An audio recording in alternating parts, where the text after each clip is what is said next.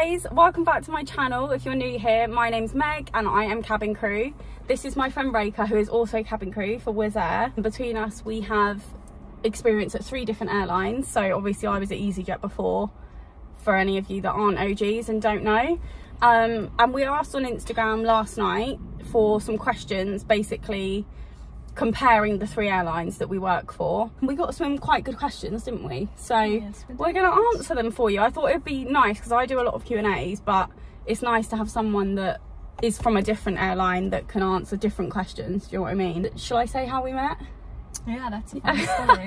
Me and Reka are friends because Reka discovered my YouTube channel and she messaged me on Instagram basically just asking some questions about my current airline. We basically just ended up voice noting each other, didn't we? And then we ended up becoming friends. This was July last year, and then in September I was flying with Wizz Air from Luton to Albania. Reka requested my flight and you got on it, didn't you? Yeah. So we met each other in person. How long after that did we actually meet up? Like maybe a month or so? I don't even know when it was. I feel like it was like November time.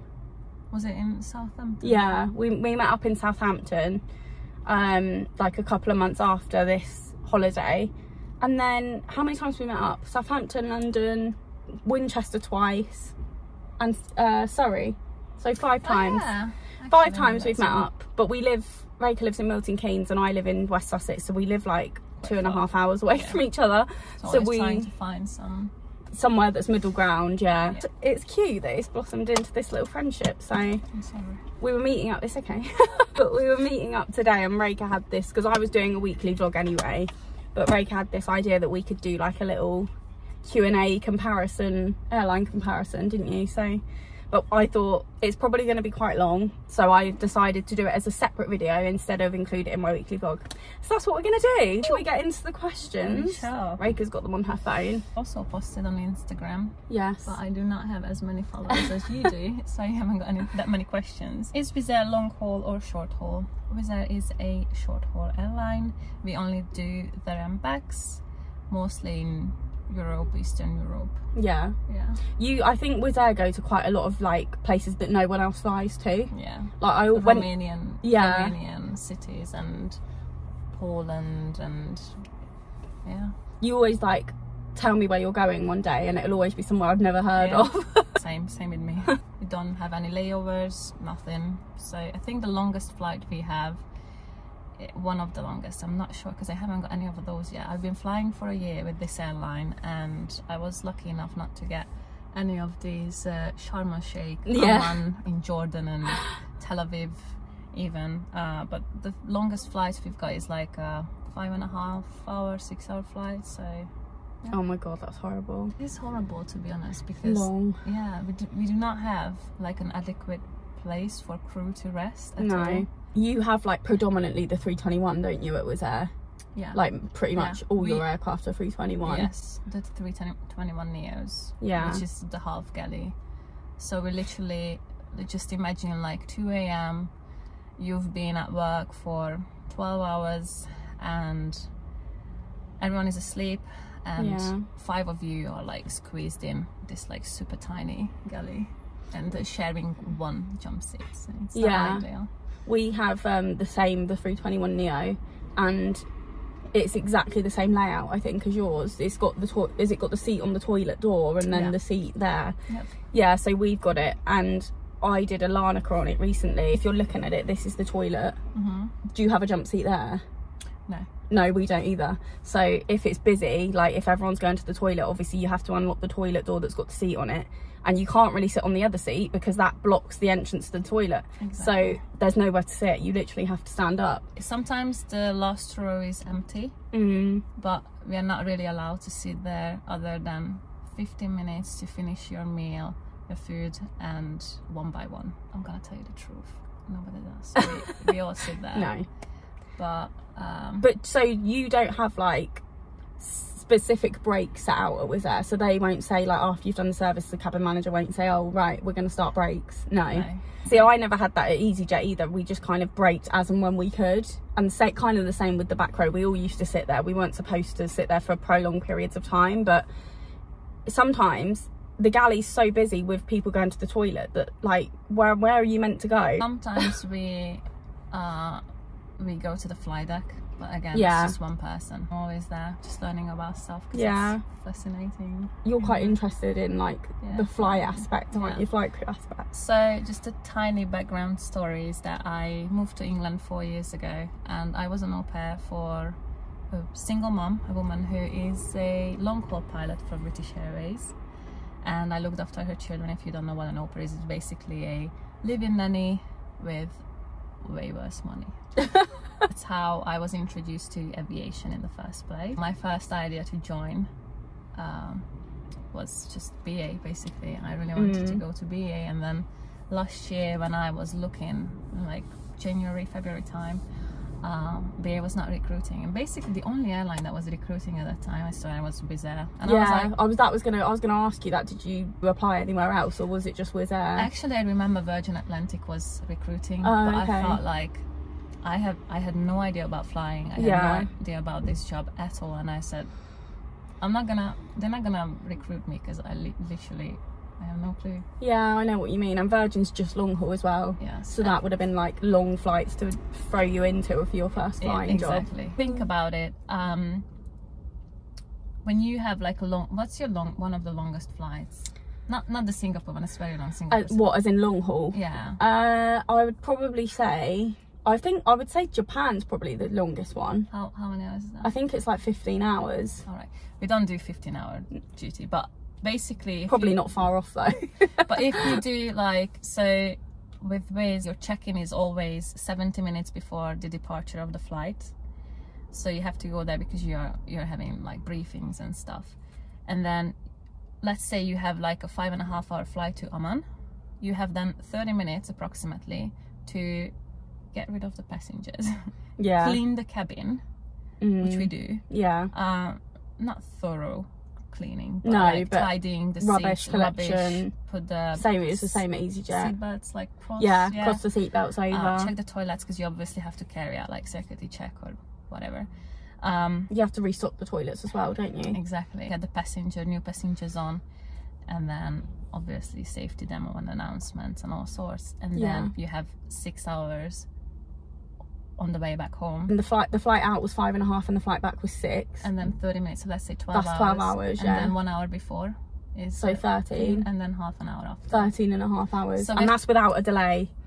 Oh yeah. Oh, so without a delay, that is like 13.5 hours. Yeah. We did not have rest. Whereas you, after 13 hours, within 30 hours, you have like, how many hours of rest do you get? It depends on the flight. I've just done Baltimore, which was, the flight out was about 7 hours 20, and then the flight back was about 6 hours 20, and we got similar breaks because the flight back was a night flight, so a lot of people go to sleep. But I think I got about 1 hour 20 on the way out and 1 hour 15 on the way back. Even on short haul though, we're supposed to get a break. Like, we're supposed to have an actual break where we sit and don't have to like do anything. Next question. Where in the UK can you be based to work for Wizz Air? So Wizz Air has got 2 bases in England, one in Luton and the other one is Gatwick. I am Luton based and I live in Milton, so I commute. It's like a 40-minute drive for me, so it's not bad. Yeah. We have a staff car park, about like a 5-10 minute bus ride away from Is Luton the bigger base as well out of the 2 of them? Like, is there more? Yeah, I thought so. Well, I don't know if it's is it a bigger, because I've never been to Gatwick, never flown to. Is the airport bigger? Yeah. I think the airport's bigger, but I don't think there's more crew there, because I never used to see Wizz airplanes when I was there. Yeah, I saw like 1 or 2 in my time there, but I don't know when they opened that base. I feel like Wizz Air kind of like rule Luton Airport, don't they? Like, it's basically 50% Wizz Air and 50% EasyJet at Luton. So yes, Luton and Gatwick. Which airline has the best travel opportunities? It depends what you mean by travel opportunities, because obviously at BA you have layovers, so you're working but you're also getting to travel. That definitely has the best travel opportunities in that sense, but I would say that the staff travel is better at Wizz Air and EasyJet, isn't it? I guess so, yeah, because obviously you can't fly to the long haul places, but at, I don't know, I think it works the same at Wizz Air. At EasyJet, if you were buying a staff travel ticket, it was cheap, but it was an actual ticket, like an actual seat. Whereas at BA, if you buy a staff travel ticket, it's not a guaranteed seat unless there is one available, so it's a little bit more stressful. It's worth it, obviously, especially when you take someone with you on a long haul trip. But like, for example, next year I'm going to Dominican Republic for a wedding. I'm not flying on staff travel because I don't want the stress of not potentially getting on the plane. They both have good travel opportunities, but just with EasyJet and Wizz Air, it's more you have to go on holiday and use your staff travel to get the travel opportunities, because you're not going to get it in your day-to-day work. Yeah, the way Wizz works with staff travel is that 2 to 3 hours of a flight, you get the flight ticket for £25. So for example, I'm from Hungary, so whenever I go home to Budapest, it's always £25 because it's a 2.5 hour flight. But that includes checked baggage, the 30-kilogram one, and priority, which is an extra carry-on basically, and you know, priority to board. Oh wow, that's good. I didn't know that. So yes, so on the way, that's like a round trip, £50. Wow. And then over 3 hours, between 3 hours, then I don't know, because I never fly anywhere else really. I would say like 4 or 5 hours, that is £50 one sector. And then the highest you have to pay is anything longer than, let's say, 5 hours, and that's £70. Oh my god, so good. So it's £140. Yeah. Round trip. And then this is just me, this is like employee ticket, and then I can have 5 people on my list. 5? Oh my god. Yeah, we have 5. And then it used to be 3 months that you can like change it up every 3 months. Yeah, that's the same with us. Which became 6 months, and if I'm not mistaken now it's a year, wow, which is okay. a bit annoying. Yeah. Okay. So those people get 25% off of the original price of the flight. So yeah, that's but even like, because the reason we flew with Wizz Air when we went to Albania was because it was so cheap anyway, so yeah. even getting another 25% off of an already very affordable flight is pretty good, and you go like everywhere in Europe. Yeah. 5's a lot of people as well. I've only ever had 3. You have 5, and then but those tickets do not include seats, baggage, priority, nothing. Oh, by the way, the stuff like the employee ticket doesn't include seat either. So anything else you want to purchase extra is... What do you mean by seat? As in... It's like I get a seat, but I can't choose the seat. Oh, you can't choose it, right, yeah. It's randomly selected. Yeah. So that's that. And then we do have... I can choose, I think, 1 person from my staff travel list, and then they can once fly with my fares, so this £25. Oh, okay. But I don't know if that includes the baggages, I don't know. And then other than that is that we get bonus tickets, so at Christmas time we get 4 bonus tickets, and that's basically just free. Oh, okay. Which you can, by the way, gift it to anybody, so it doesn't need to be the 5 people. I can give it to you, I can give it to your mom. Oh, okay. Yeah. Oh, that's good. I didn't know that. Yeah, we have that. We didn't have that at EasyJet. I mean, the thing is, I didn't really use my staff travel at EasyJet because I basically worked there all throughout COVID, so everything was a bit all over the place, so I never really used it. But I'm sure that we didn't have that. I don't think we ever got like free tickets that we could give away, or we definitely didn't have 5 staff travel nominees. It was only 3. That's a really good perk. Reka works so much harder than me. Like, her work schedule is like insane. I think we got a question, didn't we, about the difference in work schedules, and whenever we arrange to meet up, it's always based on Reka's availability, because I'm available so much more than she is. I think you deserve those perks for the amount that you work. Where do you have to live to be cabin crew for BA? It depends where you're based. We have bases at Heathrow, Gatwick and London City, but London City is just short haul. Gatwick is, you can either do long haul or short haul, but you can't do both, whereas Heathrow you can do both. Heathrow's the only base where you can do mixed flying. Sure, it's the same for any base you're with, but you have to be within 2 hours of the airport, only because sometimes if you're on standby you might only be given 2 hours to get to the airport from them calling you. From my experience, I've always had more than 2 hours, but obviously in the agreement it is 2 hours. So if you live more than 2 hours away, you're not going to make it on a standby. That's not to say that you can't live more than 2 hours away, because there are crew that live in like the north of England, which is like 3 or 4 hours away. There's crew that live in like Devon and Cornwall. but they basically just make sure that when they're on standby, they're either in a hotel near the airport, or some of them go to service stations that aren't too far from the airport and just sit there and wait to be called. As long as you're within 2 hours of your base airport when you're on standby, you can kind of live wherever you want. I actually had a question that just reminded me of something I always wanted to ask. So basically with Wizz Air, when you are on standby, or any time actually, but let's say you are on standby, home standby, I'm Luton based, they can call me and say there is an uncovered flight at Gatwick, you have to go. So you have to drive to the airport. Would you have to drive to Gatwick or no, Luton? Luton, and then get taken over to Gatwick? Yes, exactly. Do you ever have that? Or do you ever, because sometimes they just put you in the schedule as well, not standby, regardless standby. Have you ever been worked out of Gatwick? No, I haven't either. Luckily. So you do have that as well? Yeah, so we can get sent, not to operate long haul, but we can get sent to operate short haul. I don't really know. I think it's because they've got enough crew, whereas their Euroflyer, which is out of Gatwick, I think they've been short on crew quite a lot. So there were occasions where, same as you, we have to go to our base airport and then they taxi us or bus us over to Gatwick, and then we would operate a flight from Gatwick. And if we were given like multiple days of flights out of Gatwick, they put us up in a hotel at Gatwick airport. But it's never happened to me. So, but yeah, I don't know if they can call you off standby for it. I'm sure they probably can. They can definitely roster it to you, but I don't know if they can call you off standby. But I guess it would be the same. It would definitely be the same procedure. You wouldn't have to get yourself to Gatwick, although for me it's closer, so I'd probably rather drive there myself. But I'd have to. I wouldn't be able to make my own way there. I'd have to go to Heathrow and then get taken to Gatwick. Is working on short haul flights or long haul flights more fun? So which one's more fun? I can only talk about short haul. Yeah. So I guess that's another question for you. For me, it depends on the crew, because the crew are what make the day good or bad. Also, when you're going somewhere that you're getting off at, like the Maldives, for example, obviously everyone's going to be absolutely buzzing. So that makes the flight even more enjoyable.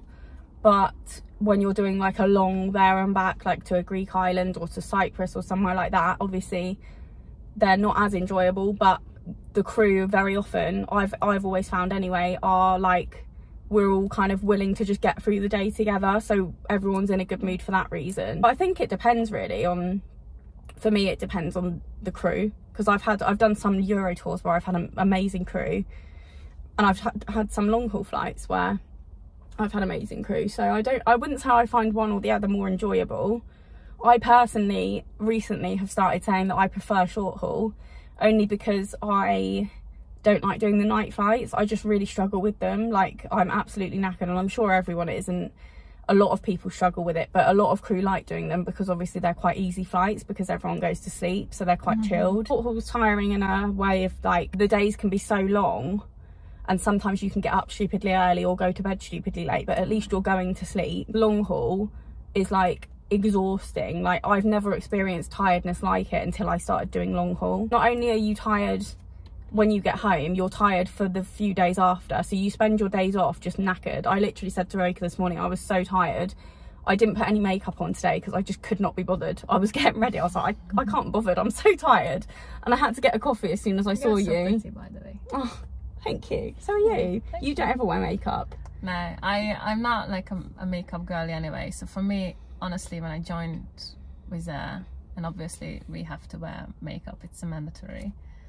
Oh my god, I struggled so much. It took me an hour to put the simplest makeup on, honestly. I don't think it is mandatory for us. We have like our rules when it comes to like workwear regulation. Yeah. It's super strict. So your hair can be either in a ponytail or braided, but like you basically have like a centimeter given. Like, it can't be longer than whatever. Yeah, ours is that it can't be longer than the collar of your shirt. Okay. Or your dress. Or when it's, if it's in a ponytail. Oh, okay. And then when it's let out, it can't be longer than, I don't know, collarbone maybe. Yeah. I don't know. And then it can be in a bun, and that's about it. Like, anything else, anything cool, like braided and then put it on the side, whatever. Something cool. No. And then you have to have foundation on. blush and mascara and lipstick. Okay. It's a must. Same with the nail. There's like a certain color palette given. Yeah. It needs to like be a some guideline. Sort of, some sort of pink, basically. Nude, from nude to like dark pink. Can't it can't be red. Nothing okay. else. That's same with lipstick. It must be one of the shade of red. You can't have red lipstick either. No.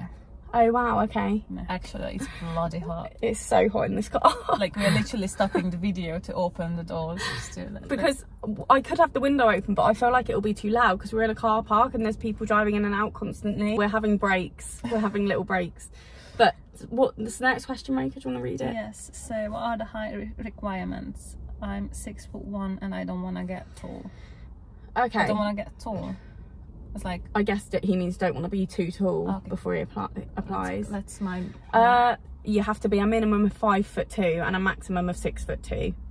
But we've just looked up what it is at Wizz Air, and it's actually the minimum's a lot higher. What was it? 5'4", almost 5'5", which I'm 5'5", so I would only just be tall enough for Wizz Air. But I'm telling you, there are people there that aren't tall enough. Yeah. To be honest with you, when do you have to change out of your heels at Wizz Air? Is it when you get on board? You don't have to. You don't have to? Yeah, so the minimum, you have to, actually you're not allowed to.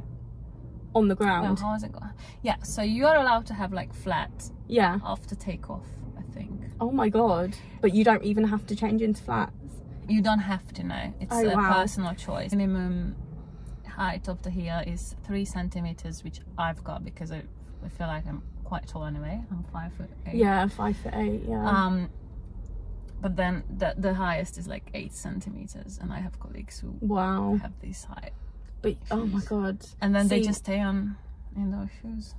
We have an actual rule. We have to change out of ours as soon as we get on the plane. Like, that's a safety requirement. To be honest with you, when I'm in my flats, I do have to go on tiptoes to shut the lockers on some aircraft that we have, because they're so high up that I literally can't reach them without going on tiptoes.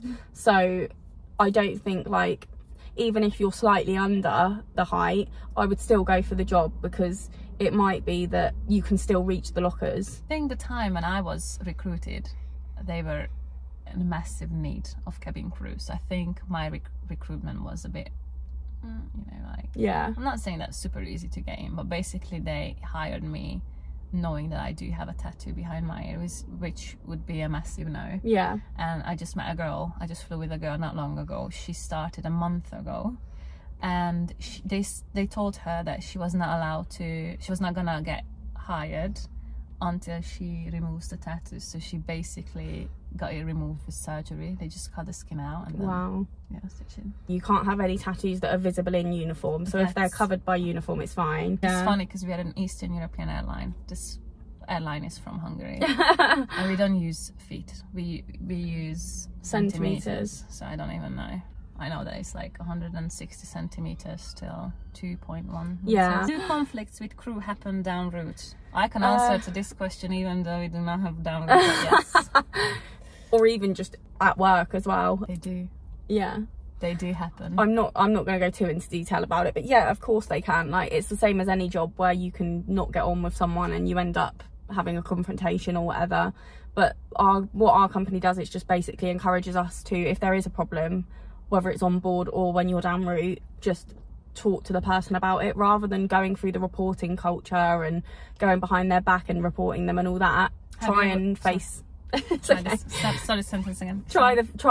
the problem head on first, and if you don't get anywhere then you can go down the route of speaking to someone higher up about it. I obviously try and avoid any drama or any conflict if it's unnecessary to me, but equally if someone was being out of order, you've got to stand up for yourself, and you're not going to get on with everyone at the end of the day, especially not in this job, because you meet new people every single time you fly. So pretty much it depends. Yeah. Like, obviously different for me because we've got like I don't know, I don't want to say stupid number, but I believe that we've got like 300 300 crew. Is that it? Yes, at Luton. Oh, so wow. They've been recruiting a lot of new people recently, so I do fly with new people, but usually I fly with the same people. But still, this is the biggest perk of the job, that probably that you never fly with the exact same people every single flight. No, so every day is going to be different. Amazing. What can be a conflict?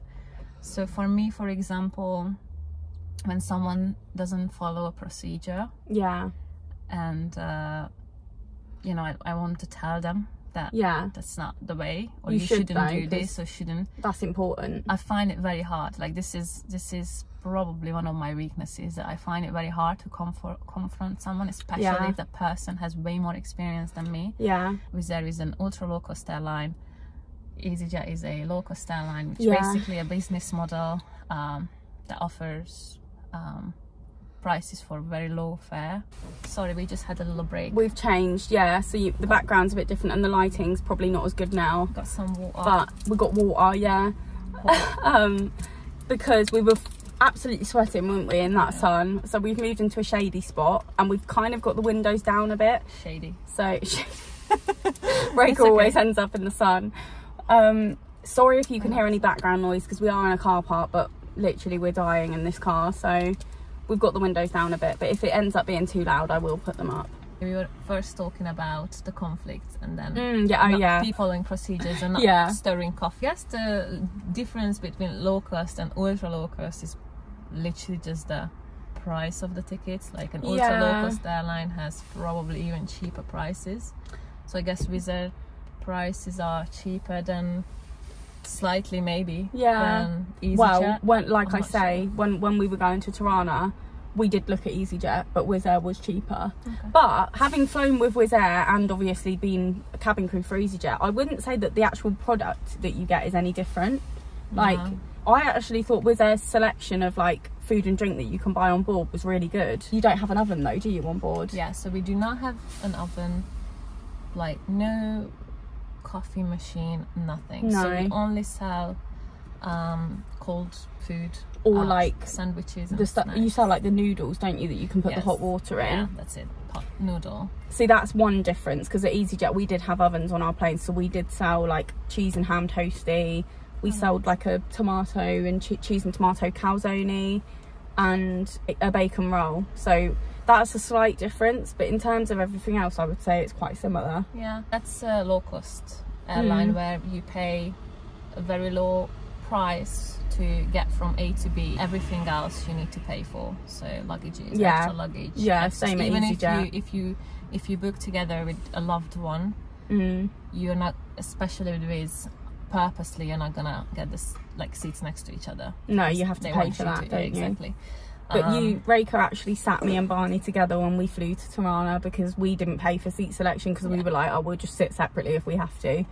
But just message me if you're flying with Wizz Air, and if I happen to get on your flight, then I'm gonna sort everything out, as much out as I can. Raker sorted us out and we were next to each other. Yeah, obviously I need the flight not to be full, because I'm not gonna which it wasn't. Passengers, but first of all, when I do the service, in a sense of like I'm preparing because when you push the trolley in the aisle, it's usually CA3 and CA4 in the back at least, or the senior and CA2 in the front.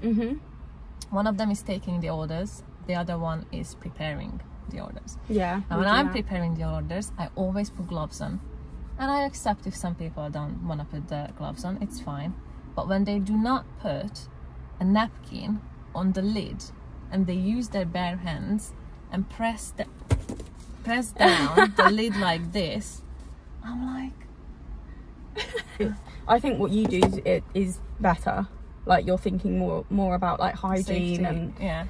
And I agree with you in that. Like I don't feel comfortable telling someone either, because I always just think I'm no one's boss. I'm not higher up than anyone else, especially like you say, people that have been flying longer than me. I don't feel like I'm in any position to tell someone. And also some people don't take it very well, and that can then cause a further conflict. Most people don't. Most people, in those situations as well, you don't know how they're going to handle an emergency. Like you want to be confident. Oh my gosh, it's very loud.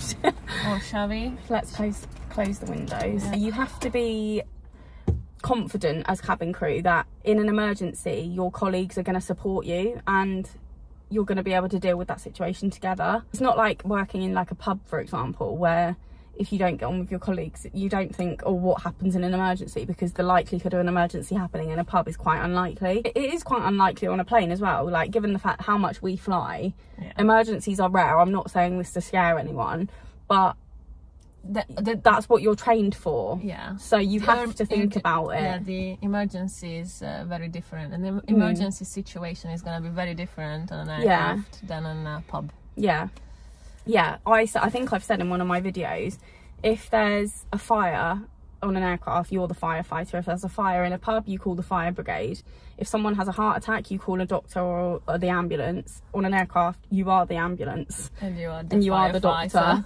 For example, in a pub, which does happen a lot, coming from someone that's worked in pubs, if someone starts fighting, you call the police. On an aircraft, if someone starts fighting, you are the police. To think about that as well when you're working with people. I'm so proud of myself. I know. For doing this job, by the way, because I'm not saying that we are like on the same level as doctors. Exactly. But my colleague, like 2 months ago or 3 months ago, delivered a child on board. So wow, I'd feel proud of myself if I did that. We are trained, like very basically trained to deliver a baby. Obviously not on anywhere near the same level as a midwife, but what an amazing experience to be able to say I've delivered a baby at work and I'm not a midwife. I work as cabin crew. I would love to know how you feel about body types when it comes to being cabin crew. So this girl, the girl that asked this, actually messaged me and kind of like was specific. Basically she said that she doesn't see an awful lot of plus size cabin crew, and if it's like socially accepted to be plus size if you're cabin crew. And I think we can both agree that yes, the only requirement is that you fit into your jump seat, that you can fit your harness, and that you can fit out of like an emergency hatch. But there are airlines, particularly Middle Eastern airlines like Emirates, where they do have a weight requirement there, but it's not like that at UK Airlines. As long as you can do your job and you know you'll be safe in an emergency, and you're going to be able to like evacuate people and stuff, that's all they care about. They're not going to discriminate against you because you're plus size. We do have plus size people. Same. Back in the day, back in the olden days, it was a thing that you weren't cabin crew. You had to be like pretty, you had to be conventionally pretty, skinny. That was not about like safety. No, they didn't care. They cared about what you looked like, and that was it. It did used to be like that a long time ago, but people have moved on with the times now and aren't still living in the 17th century. So don't let that put you off applying. As long as you fit into a jump seat, you've got the job. Not obviously, that's not all. There's a few other things. You do have all the an equal chance as anyone else. That's just have to think about that. This job is not about traveling. So the main reason of this job is to ensure the safety of that hundreds of people on board. And if you have to ditch, and that means you might have to save lives and swim fast and move fast and run, and just like if you're not capable of that, you just have to think your motivation should not be only, oh, I want to see the world. So like you have to fulfill the safety duties first. Exactly. Which airline was easiest to get into? I think this is a difficult one because, like we said earlier, in COVID they were a lot more lenient. I would say that BA is the hardest out of the three that we have experience with, especially now, and also before COVID, because some of you might not know, but I actually applied for BA in 2019 before I was at EasyJet, when I first decided I wanted to be crew. And I went to the assessment day that was in person back then, and it was so daunting. It was like being at an audition. Someone with like a performing background, it was as daunting as an audition for like a cruise ship or a West End show. This was before I had any experience of being crew as well, so obviously I didn't know like anything about it really, so it was way more daunting than it was the second time round. They're very strict there. Out of, I think there was 30 of us, only 6 people got an interview. I would say it's more difficult, definitely. It's not an easy job to get, and it's not a quick job to start either. I get people saying to me all the time, like, they'll message me like in April, let's say, asking about the job, and then they'll say, oh, but I'm going on holiday in May. It's like, babe, don't worry, you won't have started by then. So when did you apply? What month? I went to the interview in March, the 12th of March. Went to the interview on the 12th of March, I remember. When you get the offer. They give you basically 12 months to start training, which is really cool. And I knew that I had notice period with my previous job, and so I was finishing at the end of April, and I had trip to Hungary because I got my eye surgery done. So I knew that the earliest I could start was the 15th of May, and that's when I started basically. Oh, so that's actually quite quick, because when I applied for EasyJet in June 2019. Well, I started my training in February 2020. With BA, I applied in October 2021, and then I started my training in May 2022. I know somebody, she's a family friend of my boyfriend's. She applied in, must have been January when they opened the applications, and she still hasn't got a training date, and it's 5 months later. It's super weird though, because I have a colleague who applied in January and she got the job, and she was told that she would start a training around December. Yeah. But then I have another colleague, she was in my training group with Wizz. Yeah. She's just Gatwick based, but she's a very young girl. She's English. She's 19, and she applied in January. She got the offer, and she's starting the training in July. Oh, okay. So it's just, we are like, what is happening? It's just, yeah, they get so many. Like, airlines get literally thousands of applications to be cabin crew. It's a very sought after job, so I can imagine it's difficult to get through everyone. Do you have any regrets about leaving your previous airline? No, I don't have any regrets. I knew I wanted to do long haul for starters, and obviously that opportunity wasn't available to me at EasyJet. If it was, I would have stayed because I did love the company. Next question. Compare benefits, staff travel. Which airline were you happiest in? I think we've compared like the benefits and the staff travel already, haven't we? But I don't really know. I'm happy in both. I'm happy where I am now, and I was happy at EasyJet. But I feel like I am obviously seeing the world with BA as well as doing the job. So I think I would say I'm happiest where I am now. What airline is the best to start with? I think I said earlier, didn't I? It's good to start at a low-cost airline to get used to the job. Yeah. But you don't have to. If you want to go straight into a long-haul airline, you can. But the only thing I will say is if for whatever reason you don't end up liking the job, or you don't like flying and you don't deal well with flying, it's better to be on a flight to Nice that's an hour long than it is on a long flight somewhere that's ages away from home and get stuck somewhere. And that's the reason I went with that as well. Yeah. It's like, this is gonna be still like an experience. Now I have an idea about the job or what I can expect from BA, and I'm pretty sure they would have got me with questions. Like, I wouldn't have known what to answer to certain questions. Now I would, because I can imagine situations. When you join an airline like mine where you do short haul and long haul, it's daunting enough joining an airline anyway, but when you've already done short haul, you don't feel as scared to do short haul. It's just the long haul part that's daunting, whereas if you're completely new to flying, they're both going to be daunting. Also, it depends on what your goal is. So if you want to see the world, BA, Virgin, anything long haul. But I have colleagues who would never go because they have families, they have children, and they love the fact that they can come home. Every day is different because you work with different people, your passengers are different, the destination is different, the time that you're flying is different. But you still have the same job that you have to do, if that makes sense. So that gives me like confidence, because now I'm very comfortable with all the procedures we have to do. So it's you do the same things every day, but there is still like different there's still different aspects to it. So I really like that aspect of the job, and I do enjoy the job itself. What is the difference in the amount of sectors each month, BA versus Wizz? There's quite a big difference, I would say. Shall we just literally count the sectors? Yeah, okay, so that's 1, 2, because that was a there and back. Oh, there and back, there you go. So 2, 3, 4, 6, 7, 8, 10, 11. There was 2 that day, so that's 13. 3 that day, so 16, 19, 21, 24. So 24 sectors in April. I did do 2 Euro tours in April, and Euro tours can be quite heavy sector wise, and originally they were both long haul trips, so if I hadn't swapped onto those Euro tours I would have maybe only done 14 sectors if I hadn't swapped off of the 2 long haul trips. Just counted, and in April this year I did 24 sectors and Reka did 34.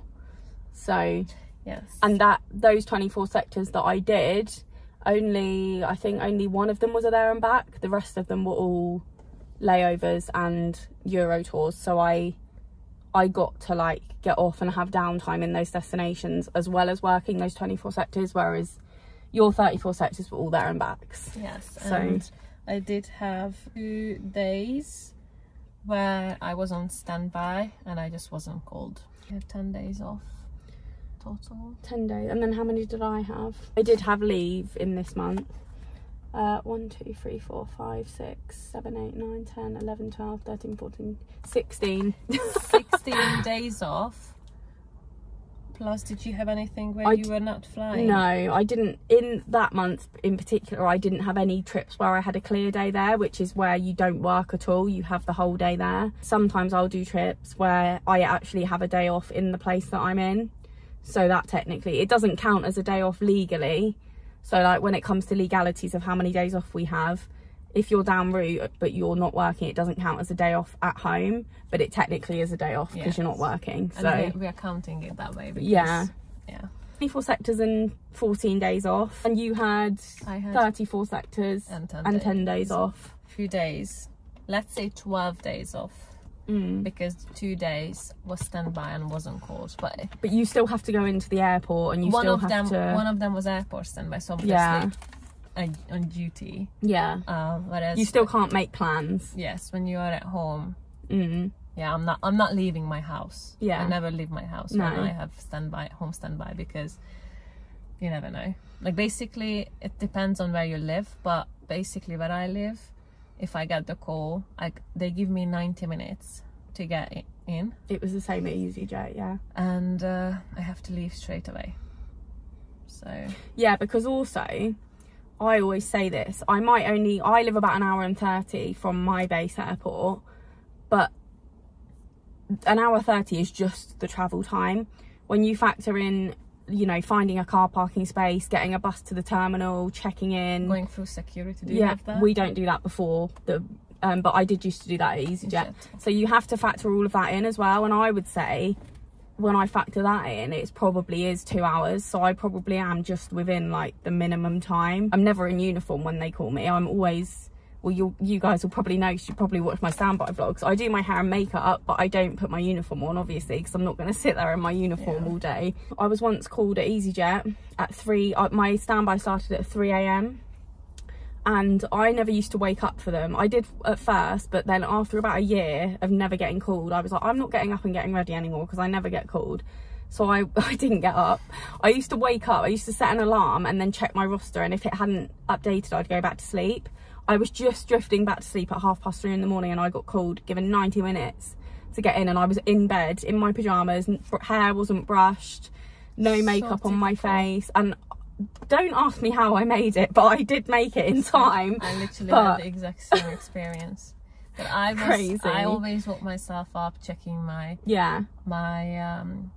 roster regularly. Yeah. I usually put my makeup on, kind of make my hair. I do that now. One time. The one time you didn't. They know. They literally know. They're sat there and they're like, she's still asleep. Let's call her. I literally like, my phone went off and I knew that they were calling me, and I just got out of bed straight away and I answered my phone, and I was literally walking like a drunk person. I was like, yeah, I'm going. I'll be there. And have you started? That was from my friend. So I started last May. I started the training last May and started flying in July last year. Yeah. And then you started your flying career. I started my training for EasyJet in February 2020, so I started flying in March. So I've been flying technically for 4 years, but then because it was COVID, was on furlough quite a lot, so I've probably only got about 3 years of flying experience. What are the differences in training? I think it's very similar. So when you want to become a cabin crew, most of the time you don't need any kind of special qualification. You don't have to go to cabin crew school. No, you don't need to study travel and tourism. You don't need to do any of that. You do have to have like, well, GCSEs. When you get through the interview and you get the offer, they are gonna put you into training. Yeah. And so when you want to become a cabin attendant, you have to get a license to work on an aircraft, and that's called attestation. So it's the same everywhere, basically. I think it's the same with anywhere in Europe. Because obviously we are under CAA, and Europe is EASA, which we're not gonna talk about now. And it's basically like a driving license, isn't it? Yeah, exactly. That's the best way to describe it. And it's basically, is it like valid for good? So it's valid for good, but if you don't but if you stop flying for 5 years, then you have to do it again. You still go through the whole training course the same as everybody else. What was the question? The training differences. So, and then if you're wondering what attestation consists of, it's like basic knowledge of, at least for us, was, well, safety, like firefighting, survival guidelines, security, dangerous goods. Oh my god, I hated that one. First aid, customer service. Also, if you're going to an airline that has multiple aircraft that are all different layouts, all different equipment, obviously you have to have a specific few days based on them as well. They were called aircraft conversion courses, where you basically go over the differences. Career development and opportunities, promotions, to have 500 hours of flying experience and 1 year of flying with Wizz. And then after that you can apply for the senior. You have to work 2 years as a senior, and then you can get promoted and become a line trainer or any kind of trainer. At my airline, you can be a trainer or like a recruiter, but you also fly. You can apply to be an IFL, which is like kind of like assistant manager. It's the one down from the main person in charge. And then from there you can apply to be an IFM, but you can't go straight to IFM from main crew. You have to be an IFL first. You can also progress into different areas of the company, so ground duty, scheduling, crew control. Yeah, literally there's so much. Also means that you spend the majority of your time in the office. So you stop flying. What causes delays usually? Oh gosh, guys, if you knew. One thing I will say is, this is what I always say to passengers: when one thing happens, it's the start of a circle of things that are going to happen. As soon as one thing delays you, like for example, let's just say, because this happens a lot, I don't know if it happens a lot at Wizz Air. Probably that, whatever it is, it does. I don't know what it is, but yes. If you are due to take off, and for whatever reason there's a passenger that's meant to be on the flight but they haven't made it, whether they've missed a connection or whatever, they're not on the plane, we can't take off if they've got luggage in the hold, because it's a massive security issue. If we are not carrying the passengers but we're carrying their bags, the bags have to be located by the ground crew and taken off, which can usually cause quite a hefty delay, which is why you'll find that if a lot of the time the captain will make the decision to wait for the passengers that are late, because sometimes that's quicker than locating their bags and getting them off. When that happens, the minute anything happens that stops you from taking off on time, then it causes a slot delay. So everyone has a slot of when they're meant to take off, and if you miss it, you get the next available one, and that might be in 10 minutes or it might be in 2 hours. Basically, these flights are scheduled to take off at a certain time of day, and if you miss that one, that is like, maybe even at Heathrow, probably Heathrow even worse, but Luton is a much smaller airport. There might be like 5 other aircrafts that need to take off, or even more, and then obviously they use the area for landing as well. So there are landings that they have to consider. So sometimes you get last week I was flying and we got a 1.5 hour, we were about to take off literally, and we just got a 1.5 hour slot, and I was like, oh, I don't it improved. It can improve. It can improve. The captain can just push and just find something for us. We are fully ready. Which is why you'll find we'll sometimes secure the cabin even if we're not taking off yet. Weather's a big one. Yeah. If the weather is bad in the airport that you're landing into or the airport that you're taking off from, they won't let you take off for safety reasons, or they won't let you land for safety reasons.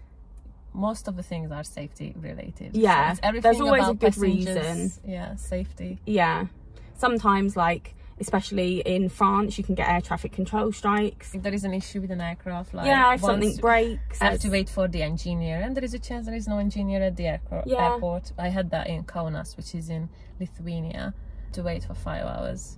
Wow. Because the closest engineer was in a different country. Even if there is an engineer as well, it might not be fixable, but they might not know that until they've come and looked at it. Yeah, it's a bit like taking your car to a mechanic. Like, they don't know what's wrong with it until you take it there, and then it might be fixable there and then, or it might take a week. But you never know. Nothing is for annoying you. No, we don't enjoy it either. Yeah, this also affects my personal life. But that concludes the questions, doesn't it? Yeah. Is that the end? That was so much fun. Oh my gosh, we've spoken for so long. Literally, how many hours? When did we start this? For at least 2. Yeah, oh my gosh, literally.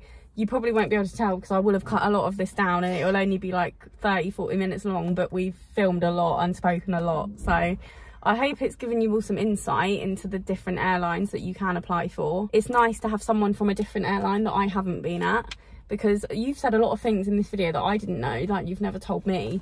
So it's news to me as well. And I hope you've enjoyed having Reka on the channel. Thanks for having me. If you have any more questions, please feel free to put them in the comments below, and I or Reka will answer them. If you want to answer them, you can too. If there is many questions, then we might do a part 2. We're gonna go now because this car is about 40 degrees. I hope you've all enjoyed. Please give the video a thumbs up if you did, and subscribe to my channel if you don't want to miss future cabin crew content. I will see you in my next video. Bye. Bye.